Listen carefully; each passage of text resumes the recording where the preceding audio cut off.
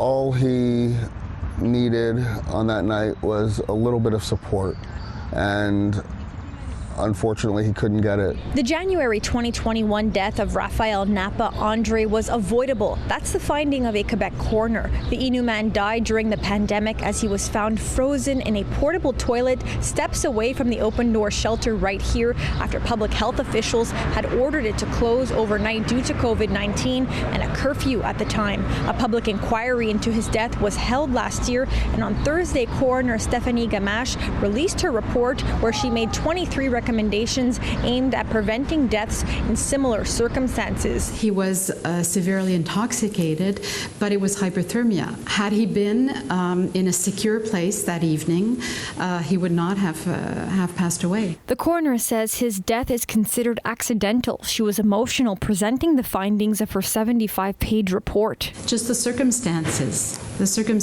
of the passing. John Tessier worked at the open door shelter at the time of André's death and says public health told them to close at 9 p.m. instead of being open 24/7. We knew that there were going to be poor consequences for it, and sure enough, something tragic happened. Tessier says that night, André had to be woken up and was the last person to leave the shelter. He adamantly did not want to. He had nowhere to go, of course, and when you need to put somebody out and you don't see them the next day, something horrible happens, it has an effect on people. Unacceptable. So I request really change on that part.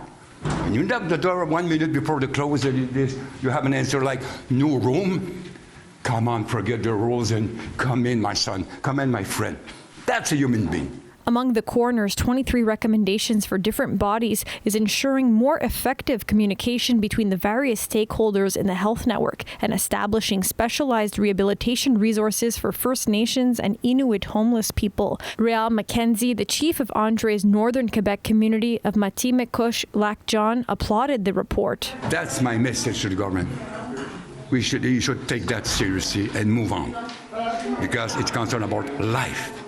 Not money, not economy, not mining people, not see the life of these people. The coroner says society should learn from André's death. I did read in the report that she said she hopes that this tragedy isn't wasted, that something good comes out of it, and I'm sure André would want that. So that's what I hope, that there is some actual change in this. In Montreal, Alyssia Rubertucci, City News.